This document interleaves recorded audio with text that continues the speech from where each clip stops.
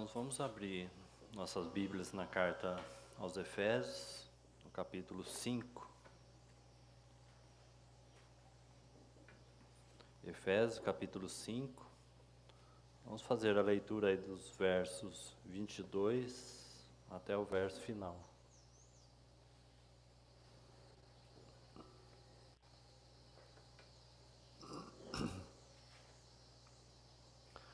Antes de iniciarmos aí a leitura, vamos ter um tempo de oração.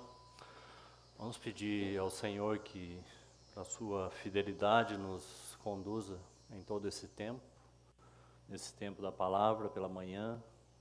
Nós estamos aqui com dois objetivos diante do Senhor, com o coração também alegre por essas duas coisas.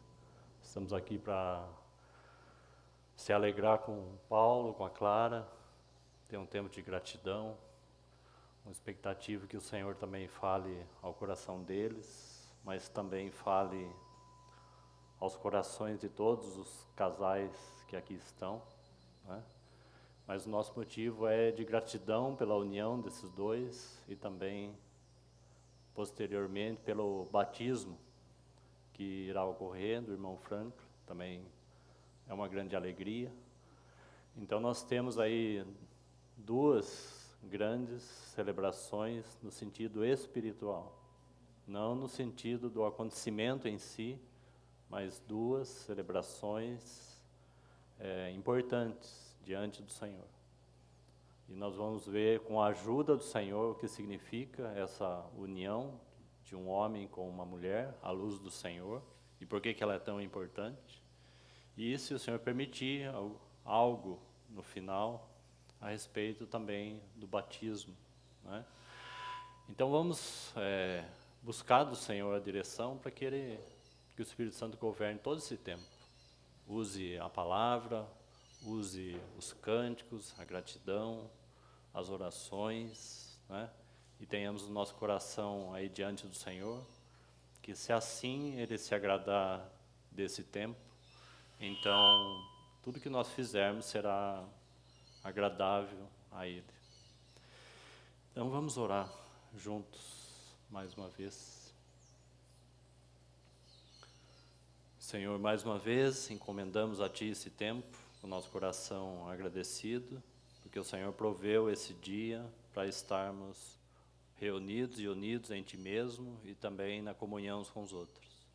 Obrigado ao Senhor pela Tua palavra, que dá toda a direção e nos assiste. E assim te pedimos ao Senhor também pelo tempo do batismo, que o Senhor conduza também esse testemunho para Ti mesmo e também diante de todos aqueles que aqui estão. Assim te pedimos ao Espírito Santo que mais uma vez seja o nosso mestre, o nosso guia, e que também abra os nossos ouvidos, os nossos olhos para ver a Ti. É o que nós te pedimos nessa manhã. Conduza tudo para o Teu louvor, para a Tua glória, para a Tua honra. É em Teu nome que nós estamos reunidos nessa manhã. E esperamos de Ti toda a provisão da Tua palavra, tudo aquilo que provém de Ti. Somos agradecidos, é no nome de Jesus que nós oramos. Amém. Põe para trás. Bom. Então vamos fazer aí a leitura a partir do verso 22. E vamos aí, com a ajuda do Senhor, extrair algumas coisas para esse tempo. Não iremos fazer uma grande exposição sobre o que vamos ler, mas vamos extrair o necessário para esta manhã. As mulheres sejam submissas a seus próprios maridos como ao Senhor. Porque o marido é o cabeça da mulher, como também Cristo é o cabeça da igreja, sendo este mesmo Salvador do corpo. Como, porém, a igreja está submissa ou sujeita a Cristo, assim também as mulheres sejam em tudo submissas aos seus maridos.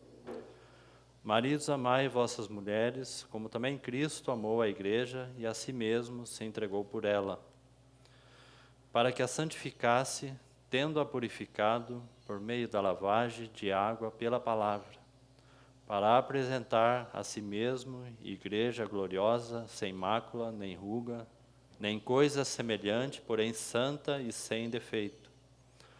Assim também os maridos devem amar as suas mulheres como a seus próprios corpos. Quem ama a sua esposa, a si mesmo se ama, pois ninguém jamais odiou a sua própria carne, antes a alimenta e dela cuida, como também Cristo faz à igreja. Porque somos membros do seu corpo e da sua carne e dos seus ossos. Eis porque deixará o homem seu pai e sua mãe, e se unirá à sua mulher, e se tornarão os dois uma só carne.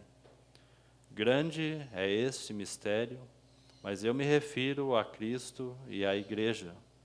No obstante, vós, cada um de per si, também ame a sua própria esposa como a si mesmo, e a esposa respeite a seu marido.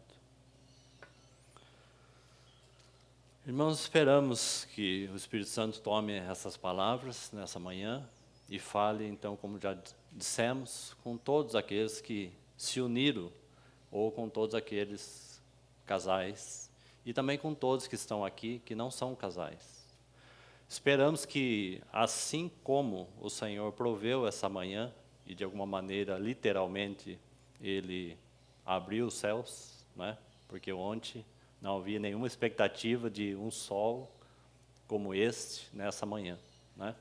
Esperamos então que o Senhor também abra os céus nessa manhã. No momento que vamos então partilhando a palavra do Senhor, Ele possa fazer a mesma coisa.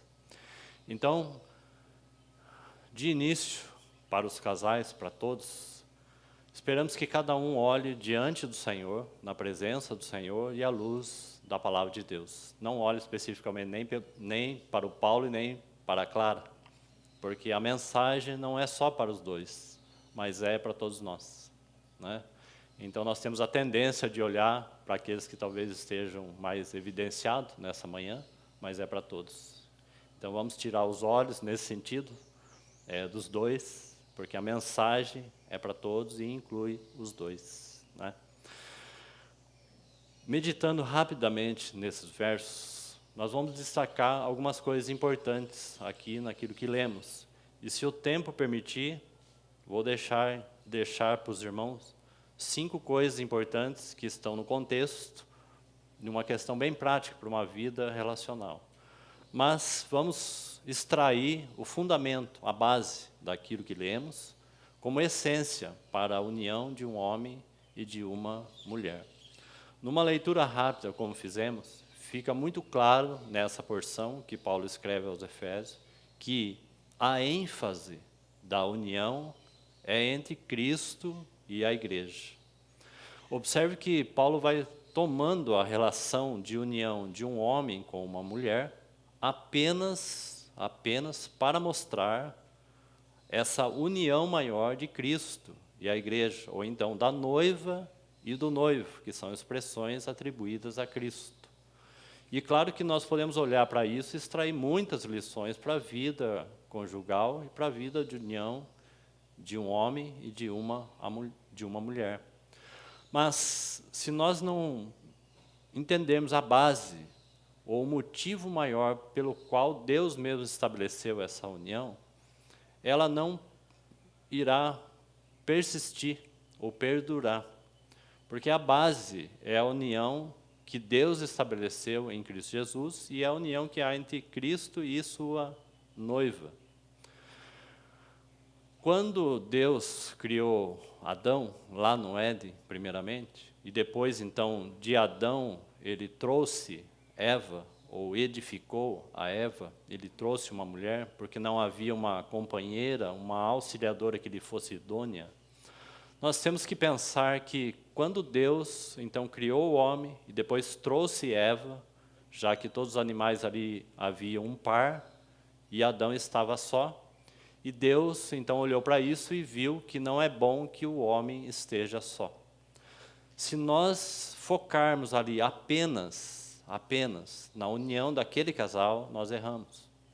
Porque nós temos que ver a perspectiva que Deus, né, o que Deus tinha no seu coração para ter criado o homem e trazer do homem Eva, para que ele não ficasse só, é um motivo. Mas o que estava na intenção e no coração de Deus é o que determina o motivo pelo qual, então, Deus tem alegria e prazer quando um homem se une a uma mulher e se torna os dois ambos uma só carne. Quando Deus, então, criou Adão e trouxe Eva, Deus, no seu propósito eterno, estava dando início ali, não propriamente à família em si de Adão e Eva, mas Deus estava ampliando, através de Adão e de Eva, a sua família. É o que temos hoje como família da fé. Irmãos, este é o início de tudo.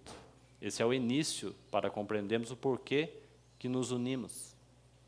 Essa é a base.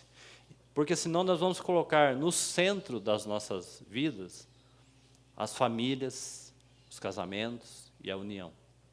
Então nós temos que ver que Deus começou ali no Éden a ampliar a sua família. O pecado apenas interrompeu, mas ele não cessou o propósito e a vontade de Deus, porque Deus tinha no seu coração uma família. E ele então começou a fazer isso ali através daquele casal, ampliando sua família. Deus o Pai, o Filho unigênito, que se tornou primogênito entre muitos irmãos, né? Então ali o Senhor deu início a essa família na fé.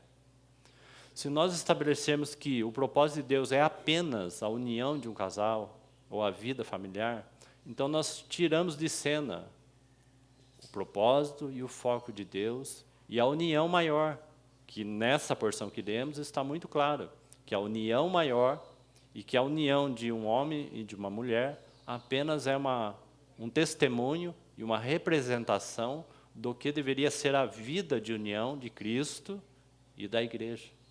Grande é esse mistério, mas eu me refiro a Cristo e à igreja. Então, tudo que Paulo expõe sobre maridos e mulher é para mostrar a união maior de Cristo e a igreja. De alguma maneira, então, Adão é um tipo de Cristo e Eva um tipo da igreja, não em sua plenitude e perfeição, mas naquilo que Deus gostaria de fazer. Por isso que as expressões que nós encontramos na palavra a respeito da noiva, do noivo e dessa união, esse assunto que percorre toda a palavra de Deus, né? O Espírito e a noiva dizem vem, o clamor da noiva pelo noivo. Então esse é o mistério glorioso e grandioso. E realmente, humanamente, como compreender a união de um homem e de uma mulher que são tão diferentes, né? Em todos os sentidos.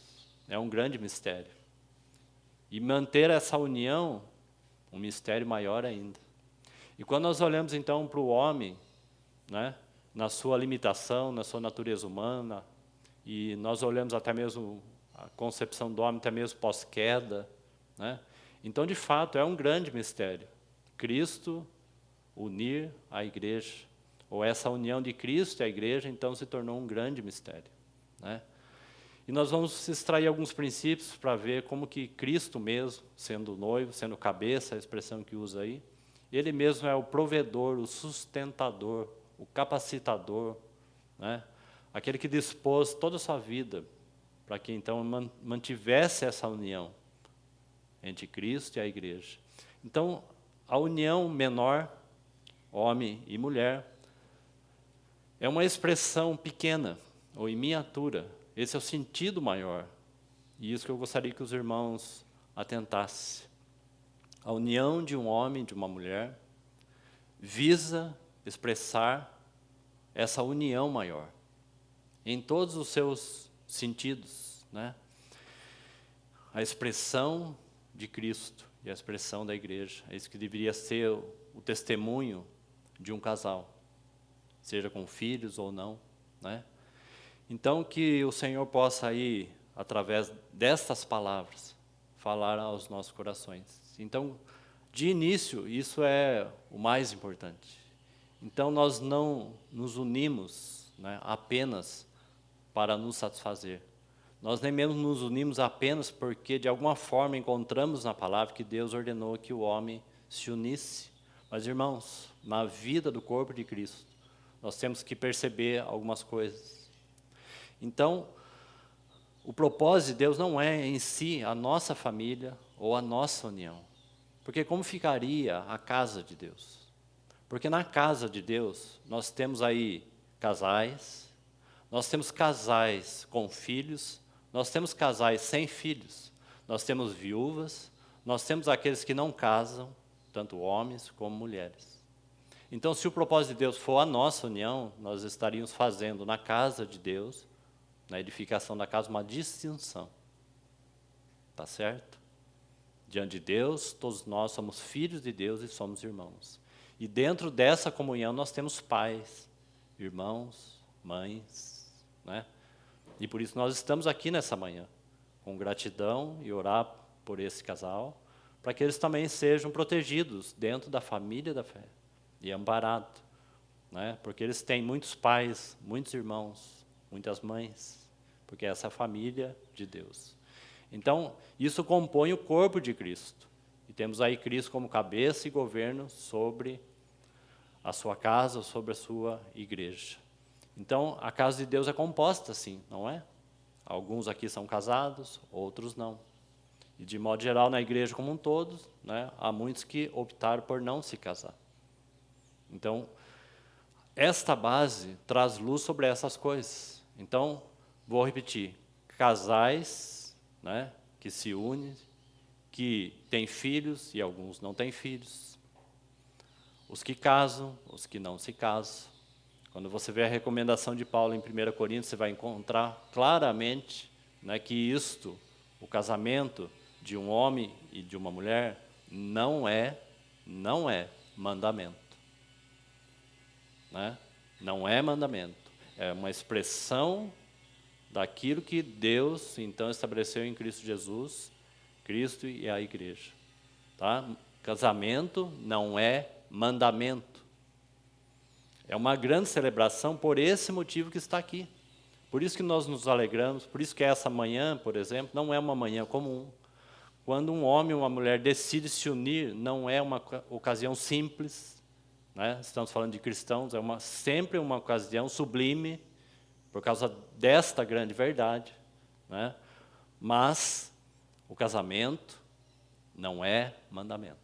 É diferente do batismo, que nós teremos logo a pouco. Batismo é uma ordenança do Senhor, um mandamento do Senhor, que todo aquele que crê deve ser batizado. Assim também a mesa do Senhor. São mandamentos do Senhor, ordens do Senhor. Agora, irmãos, esta união aqui que temos, se nós perdermos isso, que nós acabamos de ler, irmãos, essa união perdeu seu significado. Porque se ela não entra como mandamento, que sentido ela tem? O que Deus espera desta união? Será que Deus espera filhos? Também não está relatado em lugar nenhum na Bíblia, que necessariamente Deus espera filho de uma união. Né? Isso não está escrito na palavra. Então, assim como nem todos vão se unir, Paulo fala que os que não casam, né, fazem até melhor daqueles que casam. Por quê? Porque Paulo entende que todos devem ter o mesmo foco, a mesma motivação. No caso aqui, essa motivação de ser um testemunho de Cristo e a igreja. Então, todos devem seguir com este foco.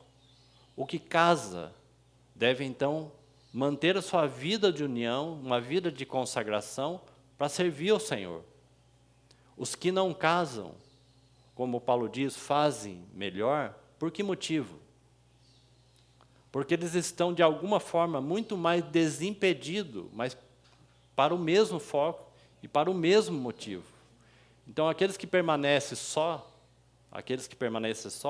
eles estão livres também para servir ao Senhor. Servir ao Senhor em que esfera? Nessa esfera coletiva, nessa esfera do corpo de Cristo. Compreende, irmãos? Paulo deixa isso muito claro, né? Quem casa não peca, é claro que não peca, né?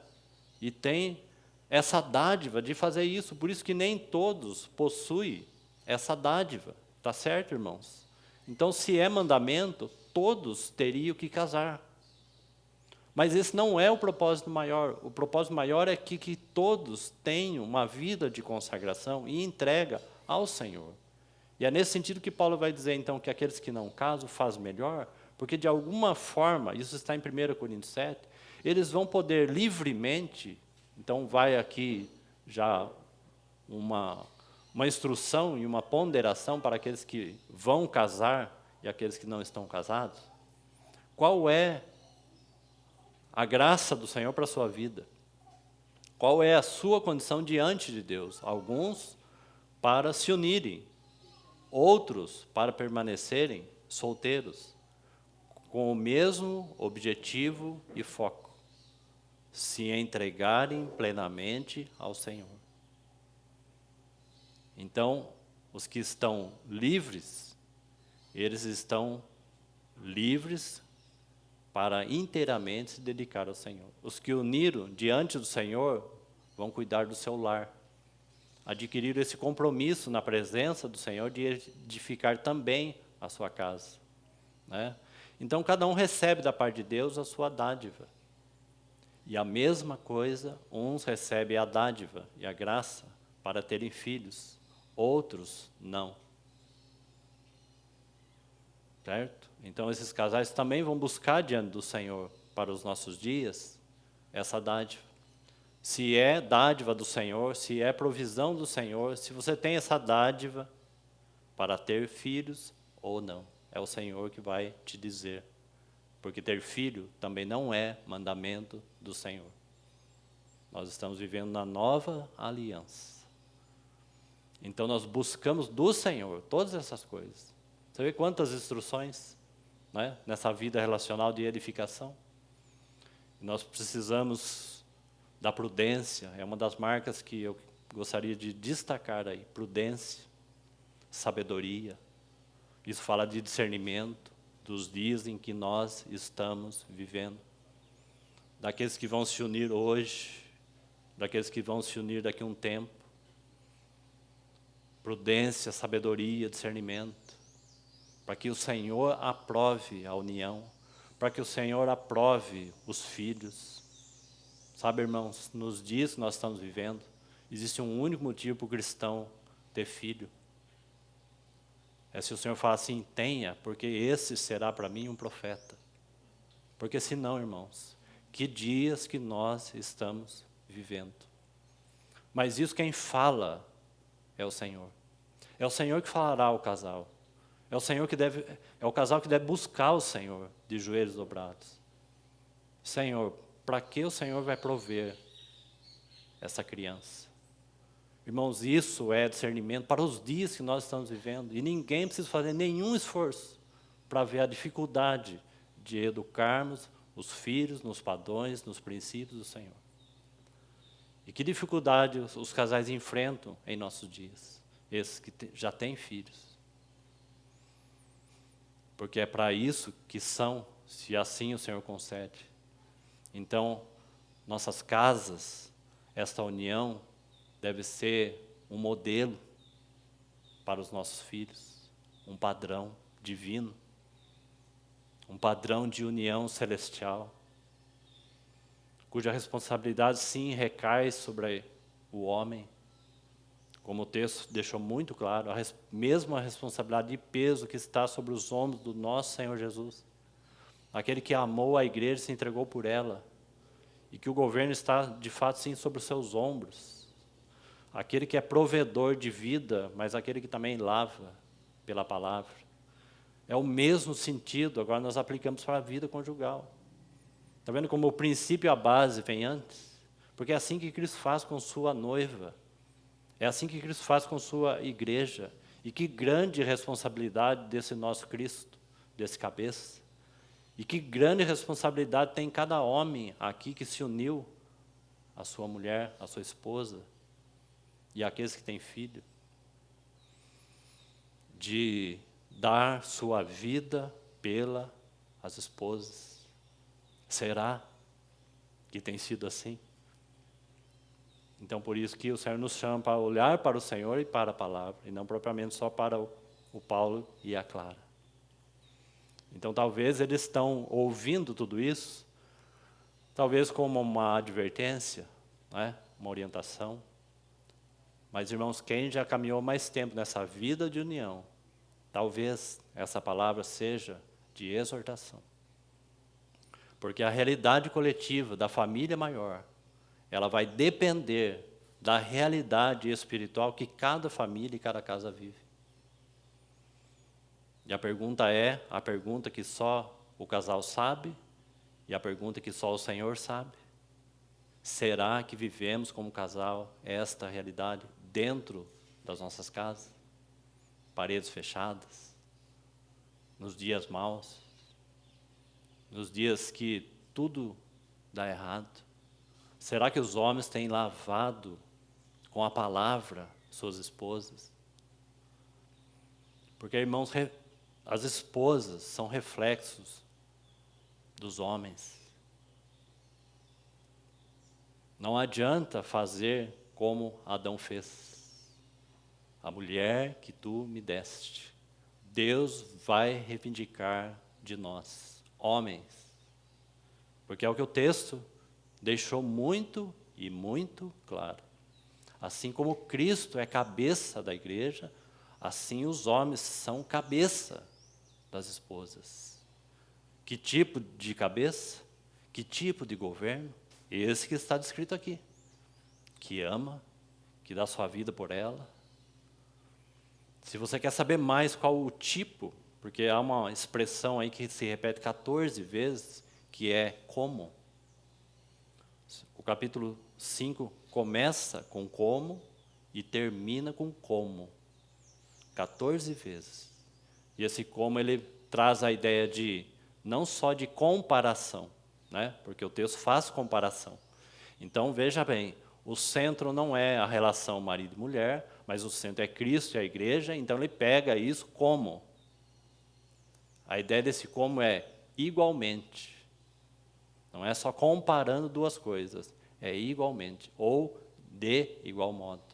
Então, quando você investiga o texto aí e coloca atenção nessa palavra como, ela nos remete a outra coisa. Então, como Cristo exerce seu governo? Como que os homens devem exercer seu governo dentro das nossas casas ou dos vossos lares? Como? Ou de igual modo? Então, esse de igual modo ajuda muito. Porque, de igual modo, nós temos que olhar como foi a vida do Senhor Jesus. E nós não temos tempo para isso, mas você pode considerar 7 coisas que deveriam ser parte da vida dos homens, que entraria nesse igual modo, não no sentido de comparação, mas no sentido como foi a vida do nosso Senhor Jesus como homem. E aí você vai ler Mateus, então, capítulo 5, você tem 7 bem-aventuranças. Estas 7, com perfeição, queridos irmãos, deveria ser a marca dos homens. Humilde de espírito, aqueles que choram pelo pecado, mansos de coração, cheios de misericórdia, que têm sede e fome de Deus, da sua palavra. Nós temos 7 bem-aventuranças, que deveria ser a marca, de igual modo. Então, quando nós olhamos assim como, não é só que está se comparando essas duas realidades. Compreende, irmãos? Assim como o Senhor Jesus como cabeça é, como ele foi em sua humanidade. É assim que se edifica uma casa, com estas, pelo menos 7 marcas das bem-aventuranças. Como que uma casa pode persistir, né, ou permanecer em pé? Então, sem essas marcas de humildade, de mansidão, de misericórdia, Cristo amou a igreja. Irmãos, que responsabilidade está sobre os nossos ombros. Que estamos debaixo desse governo e desse cabeça que é Cristo. E que Cristo se coloca debaixo do governo da vontade de Deus, o Pai. Por isso que nós começamos aí lá no coração de Deus quando Ele criou, então, Adão e Eva. Cristo está submisso a Deus, o Pai. E nós estamos submissos, nós homens, a Cristo como cabeça. E as mulheres submissas aos homens, que estão submissas a Cristo, com responsabilidade de doar suas vidas para as esposas. Com que finalidade? Para que elas cresçam no Senhor. É por isso que Cristo doou sua vida por nós, a ponto de morrer por nós, de derramar o seu sangue. Com que finalidade? Que ela cresça diante dele, para que ela se apresente diante dele como igreja, como noiva gloriosa, limpa, lavada, purificada. Então, irmãos, quando nossas esposas não estão sendo purificadas, tem tudo a ver conosco. Elas são reflexos daquilo que somos. Nossos filhos vão ser reflexos desta união dos dois. Então, olhamos para os filhos, sabemos muitas vezes como são os pais. As esposas, como são os homens. Não é essa a obra que o Espírito Santo está realizando através de Cristo, pela palavra de Deus na igreja, para que aqueles que possam olhar para a igreja vejam a expressão de quem? De Cristo. Ela vai tomando a forma de quem Cristo é. Então os filhos vão tomando a forma de quem é aquele casal, já que ambos são os dois uma só carne. E as esposas vão tomando a forma dos maridos. Então o Senhor está fazendo isso, né? Nós vamos ver que no longo da jornada da vida conjugal, quando nós vamos ficando mais velhos, isso é uma verdade, porque nós vamos vendo, quando essa vida é vivida, nós vamos ver que, de fato, esses dois vão se tornando semelhantes. Você já observou isso nos casais mais velhos? Alguns parecem até irmãos. E, de fato, na fé, eles são irmãos. Porque, na verdade, nós nos vermos e dar um testemunho de irmãos entre casais é um grande testemunho. O maior testemunho não é de paixão. O maior testemunho é de semelhança. Olha como eles são parecidos, parece até irmãos. Porque eles foram se afeiçoando, se assemelhando um ao outro, de tal forma que eles parecem irmãos, né? Porque quando um casal se une, eles não têm necessariamente laços, né, de sangue. São famílias diferentes, são pessoas distintas, jeito diferente, tudo diferente. E com o decorrer da jornada se tornam semelhantes. Então essa é a beleza dessa união. Essa é a beleza da união de Cristo e a igreja. Agora, como isso vai ocorrendo? Pelo lavar regenerador da palavra de Deus. Então a palavra de Deus vai lavando, purificando, ajustando, corrigindo. Vai nos levando a essa vida de amor, de misericórdia, de lamentar pelo pecado, de longanimidade, de fidelidade. E a palavra então vai produzindo essas coisas em nós homens. Esse é o compromisso de cada um dos irmãos que estão casados. Agora, tendo esta responsabilidade, entendendo esse peso, nós temos o aspecto, então, também da mulher, né, que nós encontramos aqui no texto. Então, falamos aí a respeito dos homens, com esse grande compromisso de ministrar a palavra, de ensinar a palavra, irmãos. Será que temos feito isso? Será que essa tem sido a vida para com as nossas casas? Às vezes ministramos a palavra a outros, mas não conseguimos ministrar a palavra em nossos lares. É nosso compromisso, é assim que nós vamos firmar esta união.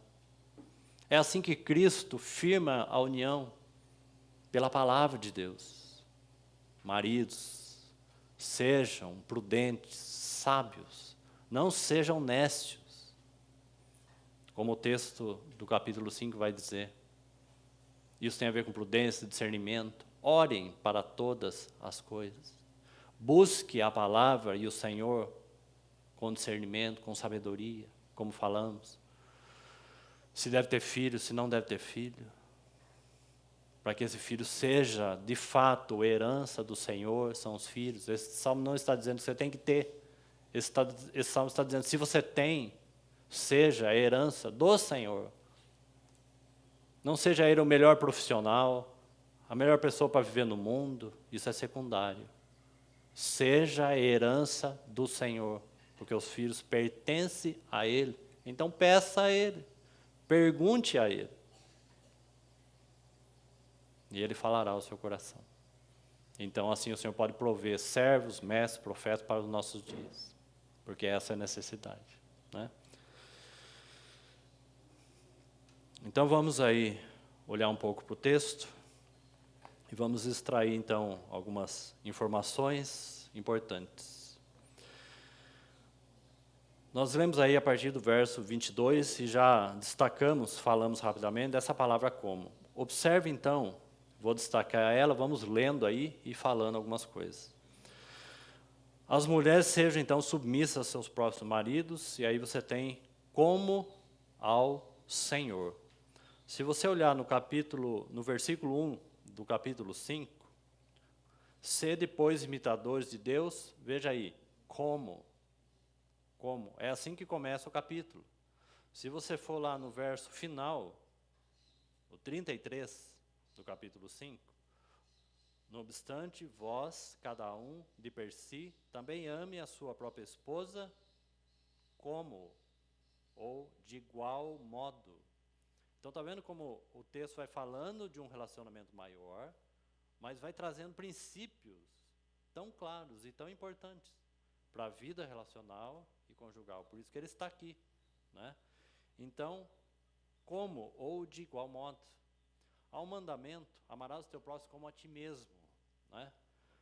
Porque, irmãos, se nós, homens, não estamos com a nossa vida ajustada em harmonia com a palavra de Deus, com o céu, com o trono, com a vontade de Deus, como podemos estar bem conosco mesmo? Se as mazelas dos nossos corações, as prisões que nos cativam, as amarguras das nossas almas não são apresentadas ao libertador, como que nós homens podemos estar bem em si mesmo? Ou amar a si mesmo, e aqui não tem nenhuma questão egoísta, não. Porque aqui é a recomendação do Senhor. Então, duas notas importantíssimas aqui, tanto para os homens como para as mulheres. Porque para as mulheres, ser submissa aos seus próprios maridos, assim como ao Senhor. Não é propriamente assim, diretamente ao marido. Então, elas são submissos ao Senhor. E por causa do Senhor. Isso vem primeiro. Isso estabelece um princípio, né? Então, essa união depende muito da relação, por mais que os dois sejam uma só carne, depende pessoalmente da relação de afeto para com o Senhor dos dois. Pessoalmente. Tanto a esposa como o marido. Ambos buscam ao Senhor, individualmente, mesmo sendo uma só carne. Mesmo sendo o marido provedor, sustentador, responsável, governador, dispensador, mordomo da casa, esses papéis cabem ao homem. Administrador, não é só das finanças, não. É administrador das riquezas espirituais, distribuidor das dádivas de Deus dentro da casa. Mas ambos buscam ao Senhor, pessoalmente, irmãos. Então, mesmo o marido tendo toda essa carga e responsabilidade, a esposa não pode se omitir e se esconder. Então, olhar, o meu marido está buscando ao Senhor. É necessário que cada um busque ao Senhor, cada um individualmente, mesmo sendo ambos uma só carne. Cristo e a igreja são um, mas é necessário que a igreja busque ao Senhor, busque a palavra. Então é necessário para que haja submissão ao Senhor, as esposas venham se dedicar ao Senhor. buscando, amando, considerando, como ao Senhor, porque é assim que elas serão submissas. Elas vão olhar primeiro para esse governo maior, vão buscar sempre a vontade de Deus, e dentro dessa vontade ela se submete ao homem. E é assim que o homem também ama a esposa. Então, as mulheres ser submissas aos seus próprios maridos como ao Senhor. Veja como esse como então vai aparecer várias vezes. E lá no verso 1, do capítulo 5, ser depois imitadores, está vendo como essa palavra traz a ideia então não só de comparação, mas também de como Cristo é, ou de como Deus é na pessoa de Cristo. Porque a imitação aqui tem tudo a ver com a pessoa humana de Cristo. Deus é visto, conhecido, imitado, copiado na pessoa humana do Senhor Jesus. Como, ou de igual modo, como filhos amados. Então o texto começa falando da relação de filiação. E depois ele vai terminar falando da relação, então, da vida de união. De um homem com uma mulher. Então, assim como filhos amados. Vamos seguir no verso 23 e depois destacamos aí algumas coisas ainda. Verso 23, porque o marido é o cabeça da mulher. Você está falando de governo. A ideia específica aqui da palavra cabeça, nesse cenário, é que o marido é responsável por produzir salvação. Pode ver que o contexto está sugerindo isso. Aparece em outros lugares na carta que vai sugerir que o cabeça exerce autoridade. Que o cabeça é responsável por produzir vida naquela casa, naquela vida conjugal. Né? Então, o marido é responsável por produzir autoridade, é responsável por produzir vida, e aqui a ideia é que esse cabeça é responsável por produzir salvação, em todos os níveis. Né? Naquele dia de crise e de guerra, dentro da casa, são os homens responsáveis por produzir salvação. Não é? Porque não é assim. No dia de guerra, de conflito, aquele relacionamento não parece estar por um fio, pronto à beira da morte. Então, naquele momento, ele precisa do quê? De salvação. Então, os maridos vão ter que dobrar os seus joelhos diante do Senhor e buscar a palavra do Senhor com prudência, com sabedoria, para que eles produzam salvação e não enterre de vez aquela relação, como muitas vezes nós fazemos. Ao invés de agirmos ali baseado nas 7 bem-aventuranças, então, ao invés de mansidão, nós damos coice. Em vez de misericórdia, nós exercemos um domínio machista. E o governo da casa de Deus não tem nada a ver com domínio machista. Maridos, amai vossas esposas. Como, ou de igual modo, Cristo amou a igreja. De igual modo, é assim que nós amamos. Como que Cristo amou a igreja? Cristo sempre praticou, para com a igreja e para com todos os homens, a verdade da palavra de Deus. Foi assim que Cristo amou a igreja. Irmãos, Cristo nunca foi omisso, como nós homens somos. Cristo amou a igreja e a si mesmo se entregou por ela, falando sempre a verdade. Sempre a verdade. Chorar pelo pecado não é ser omisso. Irmãos, como falamos, para nós que estamos mais tempo nessa vida de união, talvez essa mensagem seja de exortação. Mas para o Paulo e a Clara, talvez não. Seja de orientação, de caminho, de advertência. Então não olhe para eles. Porque muitas vezes, irmãos, em prol deste amor, nós somos omissos. E o nosso Senhor Jesus nunca foi omisso. A graça não deveria produzir em nenhum de nós omissão, nem para com nossas esposas, nem para com nossos filhos. A verdade da palavra de Deus deve estar guardada na nossa mente, no nosso coração, cheio de amor e verdade para ministrar na hora da crise, na hora da dificuldade, para ministrar aos filhos. Cristo amou a igreja e a si mesmo se entregou por ela, com este amor. O amor que pratica a verdade e não omissão. Tudo que nós semeamos, nasce. Tudo que nós homens plantamos, nasce. E depois temos que lidar com isso. Estamos falando da vida relacional, conjugal. Se semeamos omissão, queridos irmãos, colheremos omissão. E frutos dela. Porque o pior caminho é omitir. É muito menos doloroso a verdade presente do que ela se aparecer ou manifestar depois. Vale muito mais a verdade, ainda que doa, na hora certa, do que a omissão.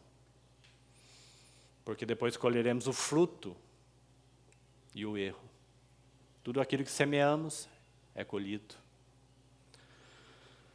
Então, seguindo o verso 24. Como, porém, então veja quantas vezes a palavra como vai aparecendo nesse sentido. Então já vimos o 23, porque o marido é cabeça da mulher, como também Cristo é cabeça da igreja, sendo este mesmo salvador do corpo. Verso 24. Como, porém, a igreja está sujeita a Cristo, está vendo como ao mesmo tempo compara, ao mesmo tempo coloca essa relação de igual modo. Não é? Porque no verso 23, as mulheres devem estar submissas, não é? Aos próprios maridos. Então, Paulo está querendo falar de algo maior. Paulo faz isso também em 1 Coríntios capítulo 12, quando ele vai falar a respeito do corpo de Cristo. Ele faz quase a mesma coisa. Ele precisa falar do corpo de Cristo, dos membros, do funcionamento. Sabe o que ele faz? Ele pega o corpo humano para fazer uma comparação. Né? Então ele pega o corpo humano com olho, ouvido, nariz, boca, pé, mão, cabeça, e ele vai comparar o mecanismo funcional do corpo de Cristo. Aqui ele está fazendo a mesma coisa. Ele pega o relacionamento maior de Cristo à igreja e coloca esse relacionamento maior de um homem com uma mulher, e ele vai fazendo esse como. E trazendo a ideia de igualdade, de igualmente, por causa do proceder e do caráter. Por isso que essa questão de ver o como de igual modo, porque vai apontar que nós devemos ver esse relacionamento e ver essa comparação, mas ao mesmo tempo ver o caráter e a vida de como é o nosso Senhor Jesus. Então isso é importantíssimo nesse texto. Como, porém, a igreja está submissa a Cristo, assim também as mulheres sejam em tudo submissas aos seus maridos. A mesma coisa, buscando nos maridos as marcas de Cristo. E os maridos tendo o mesmo comportamento, de igual modo, como Cristo na sua humanidade viveu, seu caráter, seu governo, sua responsabilidade, sua fidelidade, seu amor para com o Pai, seu amor para com a palavra. O dispenseiro, né? Mordomo significa isso, dispenseiro dos bens do Senhor. Seguindo aí, maridos, amai vossas mulheres, verso 25. Como? Está vendo aí esse como? Se nós ficarmos só na comparação, nós perdemos tudo. Está certo? Maridos, amai vossas mulheres, como também Cristo amou a igreja. Nós temos que ver como foi o proceder do nosso Senhor. Como Ele viveu. Está vendo como isso é importantíssimo aqui? Porque senão nós podemos olhar para a comparação e achar bonito. Nossa, realmente essa união é tão bonita. Representa algo tão importante. Mas só isso. Como ela é vivida, como ela é praticada, como ela é testemunhada. Né?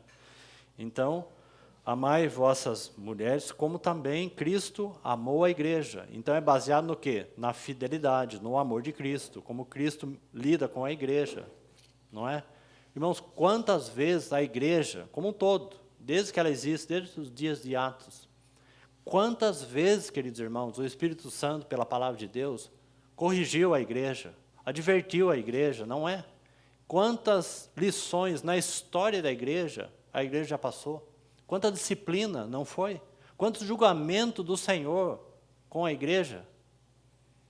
Quantos momentos de glória que essa noiva já teve, mas quantos momentos de declínio? E quantas vezes o Senhor julgou severamente a sua casa por causa de disciplina? Não é assim o amor do Senhor? Não é assim o amor do noivo para com a noiva? Então isso tem tudo a ver com esse relacionamento. Esse é o amor de Cristo.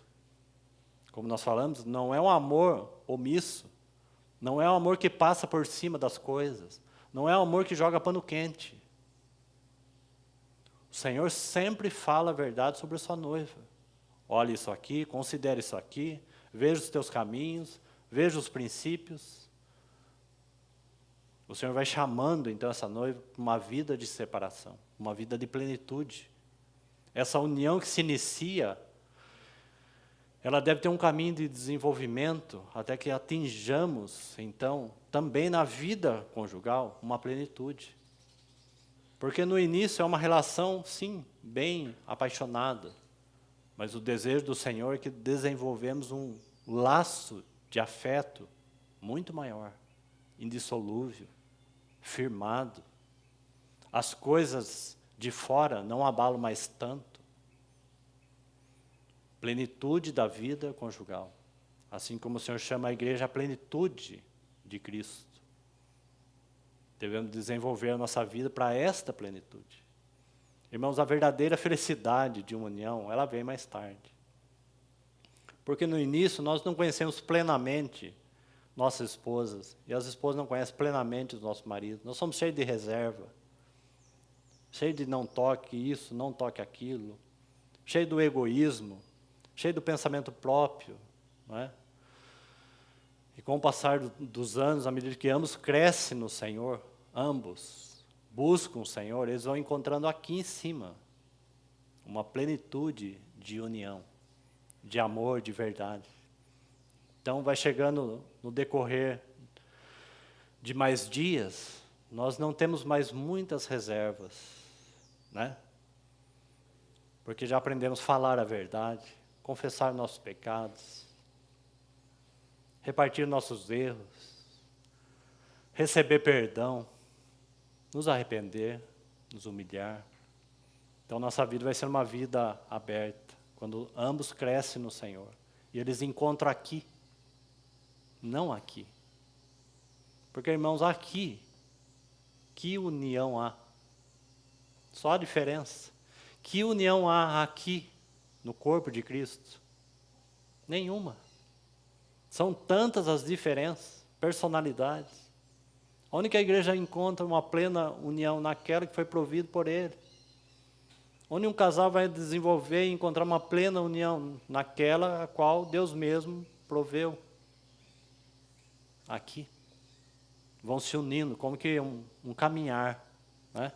Então, se você fazer isso em forma de uma pirâmide, aqui, tem essa distância aqui, os dois, ainda que se uniram. Então, eles vão caminhando no Senhor. O mesmo foco, mesmo alvo, mesma meta, mesma ambição, mesmo desejo, até que eles encontram, então, no Senhor, a plenitude da união e do deleite de uma vida conjugal, em todos os níveis, no espírito, na alma e no corpo, na vida relacional, nas coisas, nos bens, em tudo, em todos os níveis. Então Cristo amou a igreja. Seguindo o verso 26. Então aí do 26 nós temos um motivo, né? Um propósito. Então, por que Cristo fez isso? Por que Ele se doou? Então nós estamos, se o texto está comparando, nós temos que colocar nossas vidas aí, não é? Então por que amamos nossa esposa? Por que se doamos a ela? Então veja o verso 26 aí, seguindo. Define então a finalidade, para que a santificasse. Então, como nós, homens, vamos produzir em nossas esposas santificação? Então, observe aí, para que a santificasse, tendo-a purificado por meio da lavagem de água pela palavra. E vou enfatizar aqui para nós homens, para os maridos. Como tem sido nossa relação para com a palavra de Deus? Ela é imprescindível na vida conjugal. Se nós homens estamos vacilando nessa questão, nós estamos agindo com imprudência e estamos sendo tolos e insensatos, à luz desse contexto mesmo. Porque, irmão, se você não lava sua casa, sua esposa, seus filhos com a palavra, eles vão ser lavados com outras coisas. Vão entrar no seu lar, nessa união, princípios do mundo, porque o mundo está cheio de princípios de como deve viver uma vida conjugal, todos falidos, porque é só você olhar, né? Porque o casamento é uma coisa falida no mundo, e infelizmente tem sido falido no meio do povo de Deus, não é? Por quê? Porque não tem visto o propósito maior, né? Mas o Senhor está querendo, nos seus, recuperar essas coisas. Então, a palavra deve ter um lugar primaz na relação de união. Porque se ela não entra, outros princípios então entram.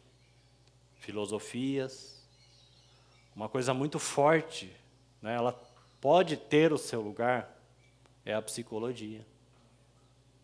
Mas um casamento, uma união, não permanece em pé sobre psicologia.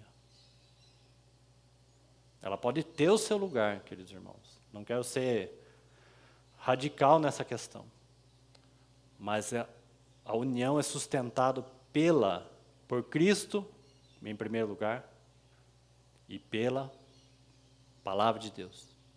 Os princípios dados por Deus para esta união. Por exemplo, você encontra um logo no começo, né? O que foi estabelecido para aquele casal lá no Éden desde o começo? Porque isso tem a ver conosco, não propriamente para aquele casal. Aquele casal não tem familiar. Quem são os familiares de Adão e Eva? Tem alguém?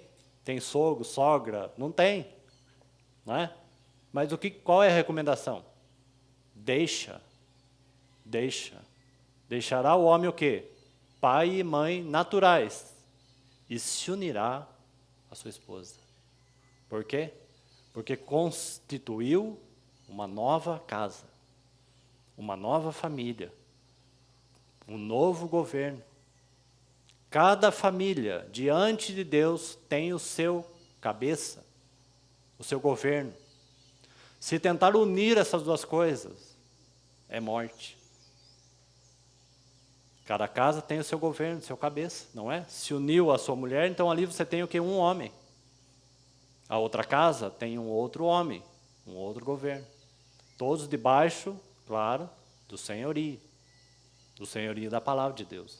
Deixa, pois, o homem, pai e mãe, e se une à sua esposa. E os dois se tornam uma só carne. Quantas lições, muitas vezes amargas, por tentar misturar ou mesclar estas casas. E elas não funcionam. Quantas colheitas amargas, porque ferimos um princípio. Talvez nós podemos pensar assim, onde estamos errando? Por que as coisas não funcionam? Por que isso? Por que aquilo? Eu estou citando um exemplo. Um princípio foi quebrado. Então não tem como dar certo.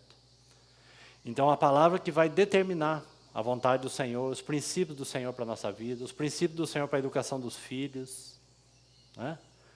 O princípio da palavra de Deus. Então é assim que lavamos nossas casas, é assim que lavamos nossas esposas, pela palavra de Deus, por meio da lavagem de água pela palavra, né? Para que outras coisas de fora não entrem. Nós pertencemos ao Senhor, ao reino de Deus, somos casa de Deus. Foi Ele que estabeleceu cada coisa no seu devido lugar. Verso 27. Para apresentar a si mesmo, então, igreja gloriosa, sem mácula, nem ruga, nem coisa semelhante, porém santa e sem defeito. Observe que, daqui para frente, fica bem claro a ênfase desta união maior de Cristo e a igreja. Então, observe isso, para apresentar a Ele mesmo.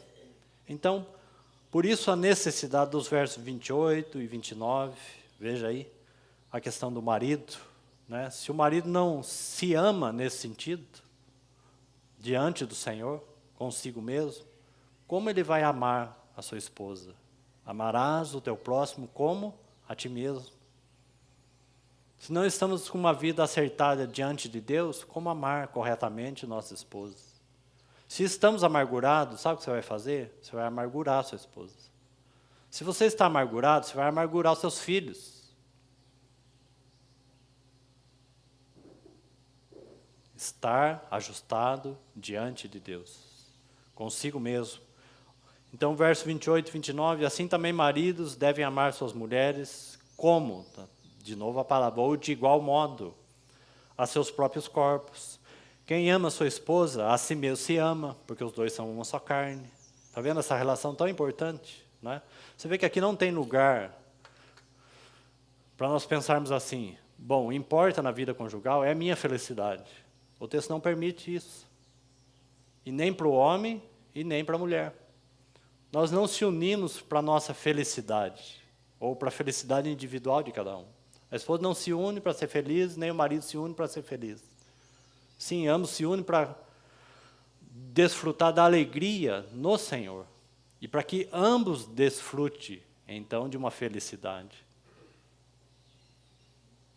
Senão, cada um vai buscar o que é seu. E não o que é do Senhor. Então a cruz vai trabalhar aí profundamente. Nós nos unimos, primeiramente, para fazer, talvez isso seja novo aí, nós nos unimos como casal, como casais, para fazer ou para produzir alegria no nosso Senhor, ou ao nosso Deus e Pai. Já pensou sobre isso? Já ouviu alguma coisa assim? Não é? Porque nós temos pensamento tão estranho na vida cristã e muita coisa atrapalha, muitas coisas deveriam ser mais simples. Eu não sei por que motivo nós achamos que o cristão não tem condição de agradar a Deus. Eu até desafiaria mesmo você mostrar na palavra, algum lugar assim. Nós não podemos extrair porções isoladas. Né? Nós temos que pegar a palavra de Deus.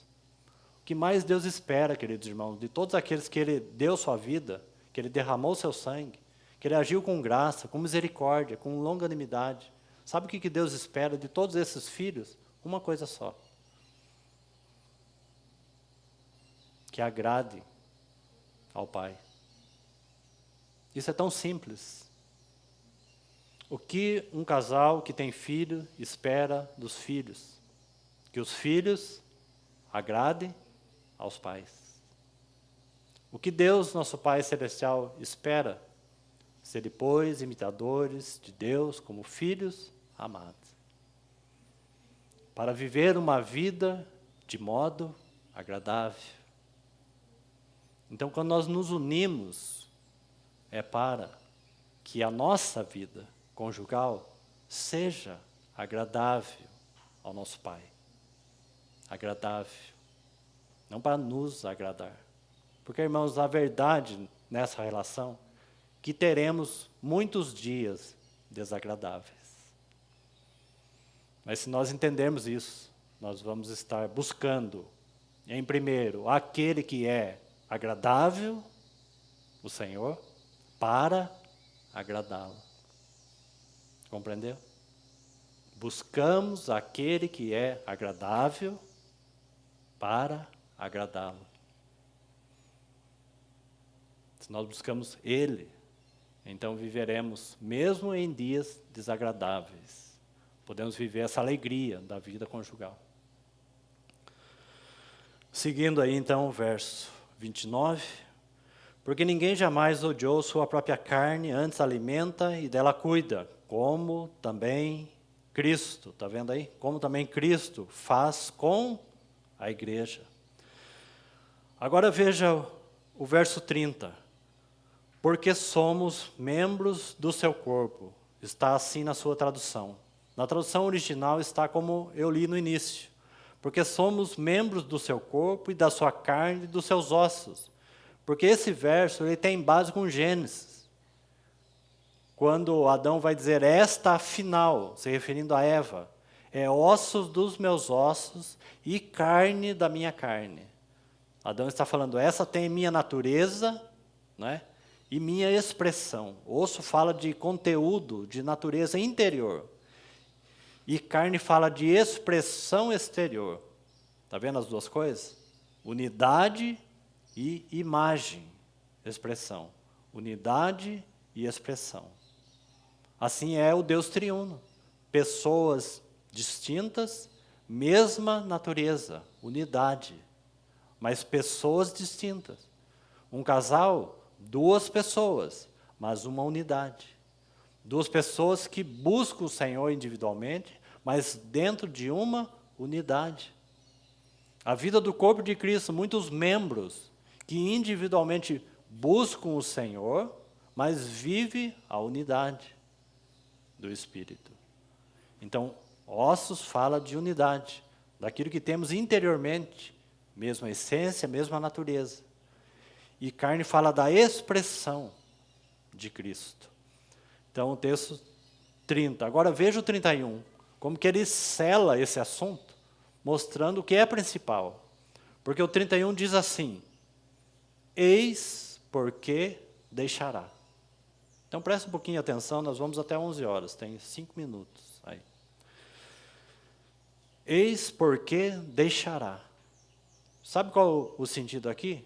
Ele está falando assim, eis o motivo maior. Está vendo? Eis o propósito maior, por que um homem e uma mulher deixa pai e mãe? Porque ele passa a viver, na verdade, na esfera da família de Deus, queridos irmãos. Eis um propósito, um motivo maior pelo qual nós unimos a alguém. Está vendo como esse relacionamento foi colocado dentro de algo muito maior? Eis porque deixará. Não é só por uma questão natural. Está certo? Porque nós acabamos de ver o verso 30. Membros do seu corpo. Ele está falando do corpo de Cristo.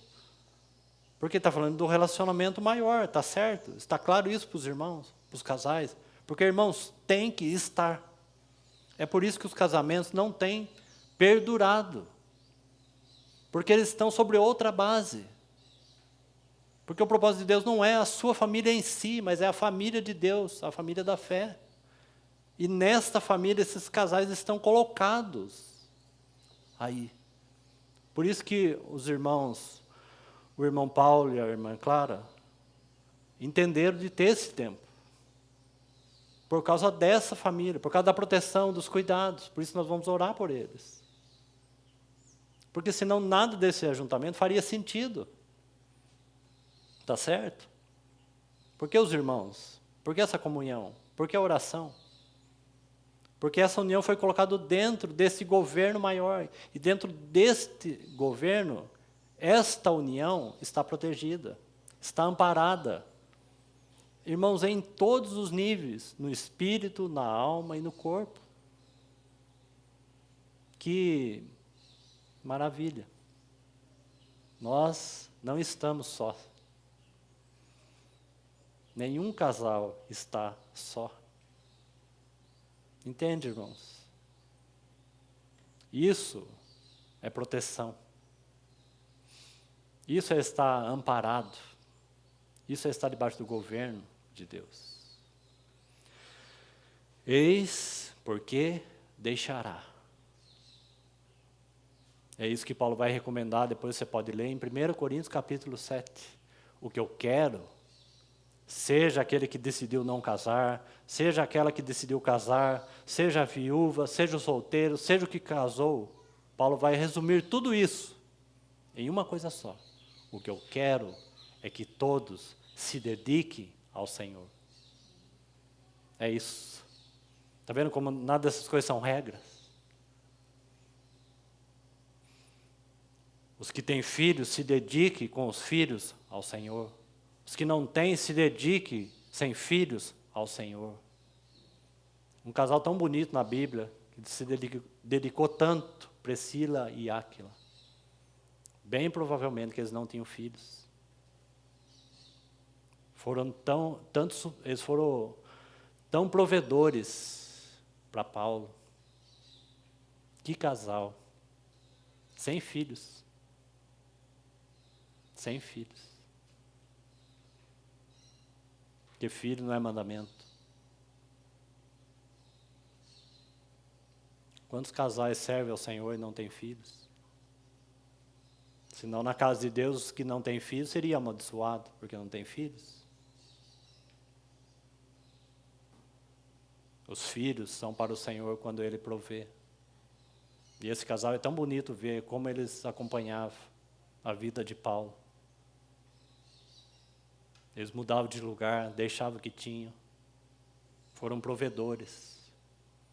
Irmãos, por trás de Paulo, o apóstolo, você tem casas, irmãos, irmãs, famílias, orando pelo seu apostolado, amparando. Paulo não casou. Estaria Paulo quebrando o mandamento? Um homem mais usado de todos. O que nós estamos lendo aqui é fruto da sua vida. O apóstolo de Cristo. Então, eis por esta razão, ou eis porque deixará então o homem seu pai e sua mãe. Porque senão, irmãos, você não pode quebrar um mandamento em função de outra coisa. Você não pode desonrar pai e mãe, que é um mandamento. Nós precisamos honrar pai e mãe, porque é um mandamento. Se nós não compreendemos isso, nós não sabemos lidar com esses relacionamentos menores. Então, eis porque deixará o homem seu pai e sua mãe e se unirá à sua mulher e se tornarão então os dois uma só carne. Agora olha o 32. Olha o 32. Grande é este mistério. Que mistério? De um homem com a mulher se unir? É claro que não. Grande é esse mistério, mas eu me refiro a Cristo e à igreja. Grande é esse mistério. Agora, irmãos, esse versículo nos coloca como casais em um lugar tão belo e tão lindo. Porque, irmãos, é uma honra quando compreendemos isso. É uma honra. Nossas casas, nossa vida relacional ser, ainda que em miniatura, queridos irmãos, um pequeno raio de luz do testemunho de Cristo e da igreja. Já pensou nisso? Então, sim, nesse sentido, os que casaram têm um grande privilégio de sermos uma representação, ainda que pequena. Sabe o que nossas casas deveriam ser, queridos irmãos? Betânia. Betânia. Aqueles que amam o Senhor e se derramam aos seus pés. Amigo, um lugar de amizade. E aqueles que servem ao Senhor. Aqueles que passam por nossas casas, irmãos, sabe o que eles deveriam sentir? O deleite de Cristo. O perfume de Cristo. Passar por nossos lares, aqueles que passam, deveriam perceber o frescor da vida do Senhor.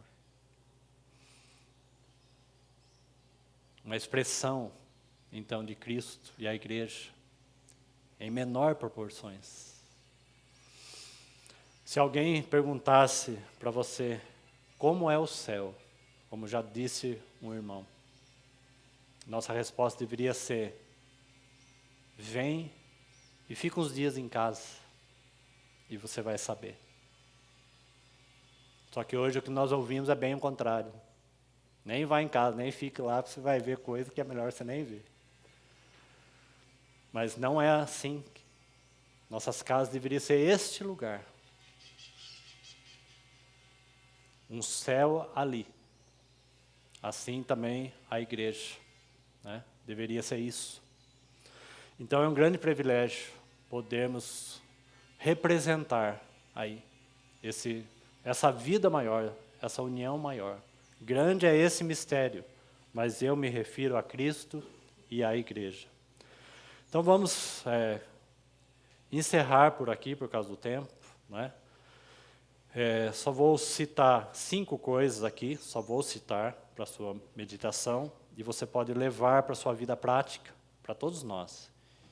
Para aqueles que vivem mais tempo, façam um check-up, para ver se estamos vivendo essas 5 coisas. E, para o Paulo e para a Clara, tome isso como um princípio para benefício da vida de vocês. Então nós encontramos a partir do capítulo 4, 5 coisas. Alguns dizem 3, mas são 5. Mas se quiser ficar com 3, amém. Nós temos no capítulo 4, verso 25, eu só vou mencionar, né, não vou dar muita explicação. Capítulo 4, verso 25, você tem o primeiro. A verdade. A primeira coisa. Então, 5 coisas aí necessárias para a vida relacional, importantes. Alguns colocam isso como filtro. Penso que para quem caminhou mais tempo, é um filtro. Veja em um funil se a sua vida tem sido assim, né? E para uma vida saudável, a prática dessas coisas. Então, primeiro, verdade, está no verso 25. Por isso, deixando a mentira, fale cada um a verdade. Então, são coisas práticas, né? 4:25, capítulo 4, verso 25. Segundo, está no capítulo 5, verso 1, já até citamos. Sede, depois, imitadores como filhos amados, andai, verso 2, andai em amor. Então, segundo ponto, uma vida de amor. Dentro desse contexto, o amor aqui fala de consagração. Aquele que ama é aquele que se entrega como oferta ao Senhor. Então, o segundo ponto, para a nossa vida relacional, uma vida de amor, né? Andai em amor. Terceiro ponto, verso 8. Pois outrora erais trevas, porém agora sois luz no Senhor, andai como filhos na luz. Então, verdade, amor e luz. O que é andar na luz? É não ser cúmplices nas obras infrutíferas das trevas. Então, terceiro aspecto, luz. Da verdade, amor e luz. Quarto aspecto, verso 15. Portanto, vede prudentemente como andais, não como necios e sim como sábios. Então, o quarto aspecto aqui, prudência. Né? Ela tem uma relação direta, então, com sabedoria. Se temos aí vivido na nossa relação conjugal, como aqueles que são prudentes, ou cheios de sabedoria. Então, aqui vai entrar prudência, discernimento, oração, né? Isso é ser sábio. Oração para saber se faz aquilo, se não faz aquilo, se tem filhos ou se não tem filhos. Prudência.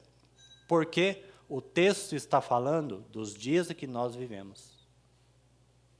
Desperta, ó tu que dormes, e presta atenção o dia que você vive hoje como casal. Não há 50 anos atrás nesse sentido. O princípio da palavra é o mesmo, mas os dias são diferentes. Discernimento. Sabedoria para viver hoje. Prudência. Verso 18, quinto e último. E não vos embriagueis com vinho, no qual há dissolução, mas enchei-vos do Espírito. Quinto, uma vida cheia do Espírito Santo. Então, para alguns, um funil. aí, filtro, para ver se nós estamos aí, se passamos nesse coador de 5 coisas. Verdade, amor, luz, prudência e cheio do Espírito Santo. Fica essas 5 coisas para a nossa vida relacional e conjugal. Vamos orar.